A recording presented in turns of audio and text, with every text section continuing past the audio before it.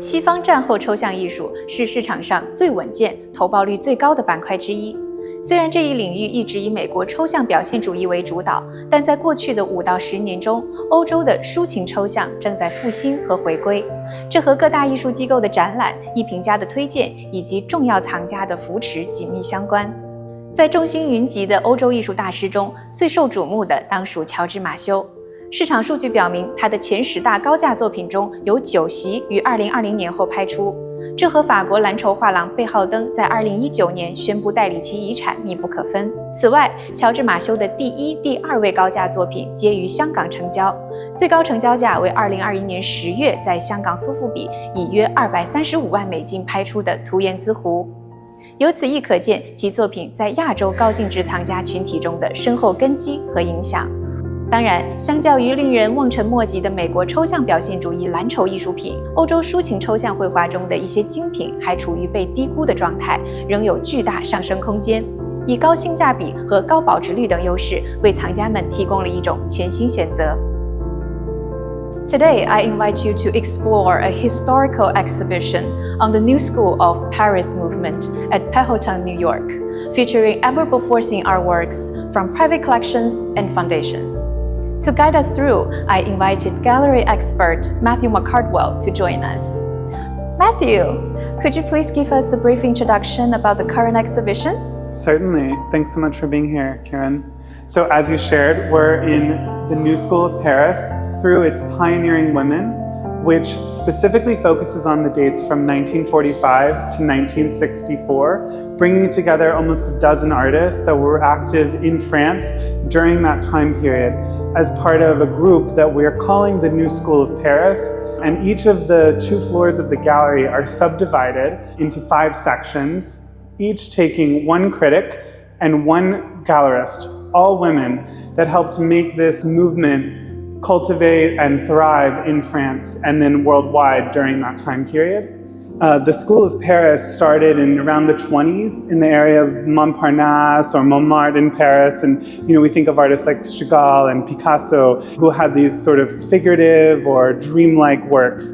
In this show, we're about a generation later, in the mid-40s to 50s, and these artists are kind of rejecting that sort of abstraction for a more lyrical abstraction or something that's coming more from emotions or the improvisation. And so at the time it was incredibly almost rejected by certain academics and collectors. They feel more fluid and normal to our eyes, but at the time it was incredibly revolutionary and radical. And the exhibition was curated by Thomas Schlescher, who is the director of the Hartung Bergman Foundation. Amazing. Thank you so much for the introduction. It's extremely informative. And in today's video, we will be spotlighting Georges Mathieu. He's one of the foremost figures in art history, known for pioneering lyrical abstraction, who has profoundly influenced the trajectory of post-war painting. So in this room, we have 4 remarkable examples of his works from the 1960s, representing one of his most sought-after periods in art. Certainly, yes. Each of them incredible examples of what he's known for, lyrical abstraction. In the early 1940s, he started to shift his style entirely to this type of work. There's one term for it known as taschism. You can see on the surface of the canvas this almost like staining of the surface. Often to make these, he's actually wetting a rag, dipping it in the paint. So there's this sort of like oil, water concoction, and then he's actually just kind of literally washing the surface of the canvas to make the base layer.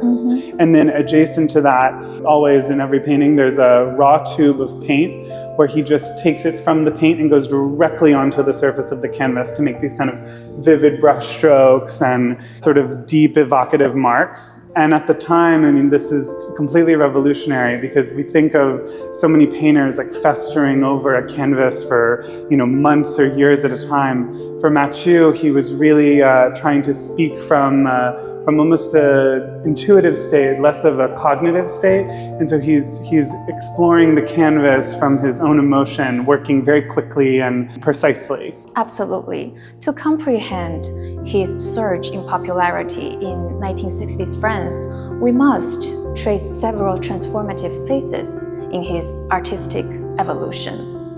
In the 1950s, he was influenced by Eastern calligraphy, and his style transitioned to lyrical abstraction, marked by brushstrokes reminiscent of traditional Chinese calligraphy, particularly wild cursive, 黄草.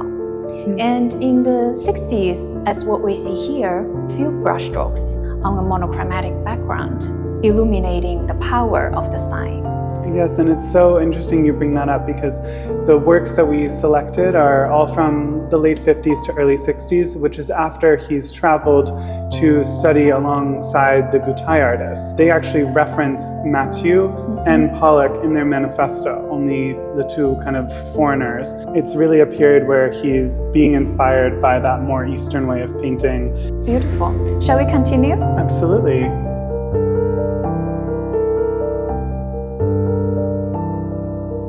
So as I shared, each of the sections is subdivided, and this one in particular takes Madeleine Rousseau, who was a prominent critic at the time, as its point of reference. And she referred to this time period really as the spirit of a new order. If you imagine, we're in post-World War II Europe. There's a lot of change happening, especially in France. This group of artists, we like to refer to it more as a moment than a movement. Each of the artists is working in their own individual ways of expression, less so than maybe the previous generation. These artists are thinking more existentially, which I really think you feel with Mathieu. Exactly. And among this group of works, this one in particular captivates me. Seamlessly blending the decisive energy of swift brushworks and the graceful essence of Eastern ink wash painting. The subtlety of the black brushstroke alongside the raw oil from the tube. I mean, it's really this very delicate balance that is so impactful when you're in the presence of it. It's very similarly to, historic ancient scrolls and calligraphy works that are also kind of this meditative process. It's really an interesting and good example of that kind of beauty. Yeah, and it's so interesting. It's minimalistic brushstrokes, outline forms reminiscent of small boats, emerging elegantly from clouds of ink, evoking a sense of wonder and beauty. Wonderful. Should we continue to the fourth work? Absolutely. This work in particular references the Duc de Beaufort. I believe it's someone in the 1600s who was killed in battle. So going back to kind of that idea of this sort of French time period of great aristocracy and kind of Mathieu making this link in time. We really see the gesture in such a large scale that almost some of today's artists who are working in more of an embodied phase, he really is showing you the hand of the artist in the work through these kind of performative movements, the way that he makes these large strokes, and you can almost imagine him being in front of this kind of canvas and throwing the paint onto the surface and really feeling alive in the creation of a work like this. Indeed, this is a museum-level masterpiece.